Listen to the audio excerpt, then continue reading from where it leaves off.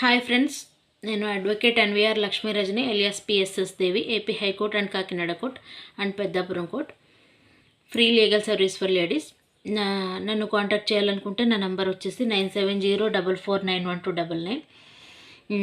ఈరోజు మనం తెలుసుకుంటున్న టాపిక్ వచ్చేసి మొబైల్లో వాట్సాప్ కానీ, తర్వాత మెయిల్స్ కానీ, తర్వాత వాయిస్ మెసేజ్లు కానీ, వాయిస్ రికార్డింగ్లు కానీ, ఇవన్నీ మెసేజ్లు కానీ, వాట్సాప్ చాటింగ్ కానీ సాక్ష్యంగా పరిగణిస్తారా కోర్టులో?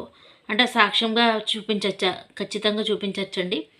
అయితే ఆ చూపించడానికి అవి మీ మొబైల్లో మీ మొబైల్లో ఉన్నవి అయి ఉండాలి. ఫస్ట్ మీ మొబైల్లో ఆ సాక్ష్యం అనేది మీ మొబైల్లో ఉండాలి పంపించింది. అయితే అవి సాక్ష్యంగా పరిగణిస్తారు. సో దాంతోపాటు 65B ఫామ్ కూడా వేసుకోవాలండి. ఇది వేసుకుంటే కూడా మనకి ఇంకా బెనిఫిట్ ఉంటుంది.